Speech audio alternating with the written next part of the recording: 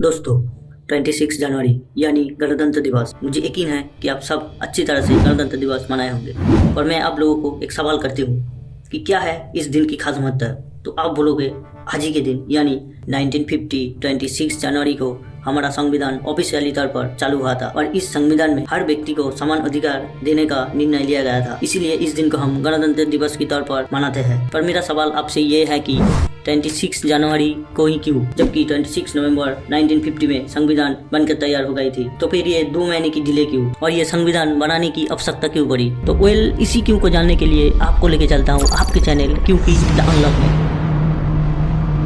दोस्तों, संविधान बनाने की आवश्यकता क्यों पड़ी और इसे 26 जनवरी की दिन ही क्यों चालू करना पड़ा, इसको जानने के लिए आपको थोड़ा अतीत में झांकना पड़ेगा, जिसका शुरुआत हुई थी 1919 में, जब इंग्लिश ने मॉन्टेगू चेम्सफोर्ड रिफॉर्म्स नाम पे एक एक्ट बनाई और इस एक्ट में बोला गया कि भारत में अब भारत के लोगों को द्वारा सरकार बनेगी, पर इसका पूरा बागडोर इंग्लिश संभालेगी। इसका मतलब कि दूध निकाले हम और खीर खाए तुम। इसलिए भारतीयों ने इस एक्ट को तीव्र रूप से विरोध किया, क्योंकि इस एक्ट में कहीं पे भी ऐसा नियम नहीं था कि भारतीय लोगों को पसंद आए। और इसी के चलते पूरा भारत में इस एक्ट को तीव्र विरोध किया गया। और इसी के चलते 1927 में अंग्रेजों ने जॉन साइमन की नेतृत्व में 7 सदस्यों की एक टीम बनाई इस 1919 एक्ट को रिव्यू करने के लिए, जिसका नाम साइमन कमीशन रखा गया। पर मजे की बात यह है कि भारतीय एक्ट की रिव्यू करने के लिए गठन हुआ इस साइमन कमीशन में एक भी भारतीय नहीं था, जिसके चलते पूरा भारत में साइमन कमीशन की प्रबल विरोध हुआ और हर तरफ साइमन गो बैक स्लोगन उठने लगी, जिसको देखकर अंग्रेजों को बहुत गुस्सा आई। और इसी गुस्से के कारण उस समय अंग्रेजों को द्वारा रखी गई भारत मंत्री लॉर्ड बिकनहेड ने भारतीय लोगों को चैलेंज दिया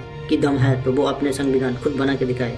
और हम भारतीयों ने इस चैलेंज को जम के एक्सेप्ट किया। जवाहरलाल नेहरू, मोतीलाल नेहरू, नेताजी सुभाष चंद्र बोस, तेज बहादुर शास्त्री ने मिलकर एक रिपोर्ट बनाई जिसे हम नेहरू रिपोर्ट के नाम से जानते हैं। पर अंग्रेजों ने इस रिपोर्ट को ठुकरा दिया। इसी के चलते डॉक्टर राजेंद्र प्रसाद, सरदार वल्लभ भाई पटेल एक डोमिनियन स्टेटस की मांग कर रहे थे। और इसी के चलते अब राष्ट्रसभा 2 पार्टी में भाग हो गई थी। एक पार्टी चाहते थे कि डोमिनियन स्टेटस बने और एक पार्टी चाहते थे कि पूर्ण स्वराज आए। और इन संकट की घड़ी में सामने आया गांधी जी। उनके मध्यस्थता में दोनों पार्टी मिलकर अंग्रेज सरकार को 1 साल के बाद दिया कि वो नेहरू रिपोर्ट को स्वीकार कर ले। पर 1 साल बीत गया, अंग्रेजों ने नेहरू रिपोर्ट की कोई जवाब नहीं दिया, जिसके कारण दोनों पार्टी ही गुस्से में आग बबूला हो गया। और अब राजेंद्र प्रसाद, सरदार वल्लभ भाई पटेल की पार्टी ने भी पूर्ण स्वराज को स्वीकार कर ली। और 1929 31 दिसंबर जवाहरलाल नेहरू ने लाहौर की रावी नदी के किनारे भारत की झंडा लहराई और पूर्ण स्वराज की घोषणा की।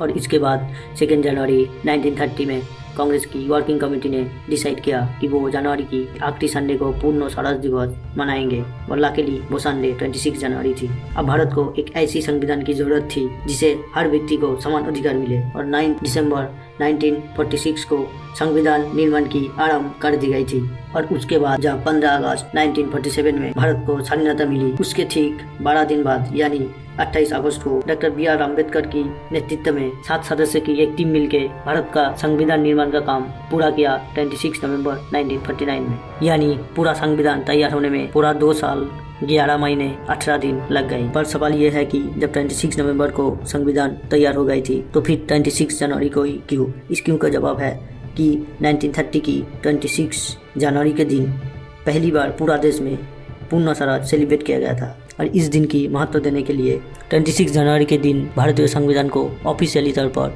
घोषित किया गया। From this, the 26th day of January 1950, India, that is Bharat, shall be a sovereign, democratic republic in accordance with the provisions of the said constitution. और आप लोगों की जानकारी के लिए बता दें कि हमारा संविधान दुनिया की सबसे बड़ा लिखित संविधान है, जिसे हिंदी और इंग्लिश दोनों भाषाओं में लिखा गया है, जिसमें हर व्यक्ति के लिए इक्वली लॉ बनाई गई। और इसलिए 26 जनवरी के दिन हम लोग गणतंत्र दिवस मनाते हैं। इसी बात पे एक लाइक तो बनता है, प्लीज लाइक कर दीजिए। बस आज के लिए इतना ही। अगर वीडियो को थोड़ा सा भी अच्छा लगा हो तो दोस्तों के साथ जरूर शेयर करना और खूब सारा कमेंट करना। और हाँ, ये सब्सक्राइब वाला बटन को अनलॉक जरूर करना, क्योंकि ये बिल्कुल फ्री है। और एक बात, जाते जाते ये मंदिर की घंटी जरूर बजाना।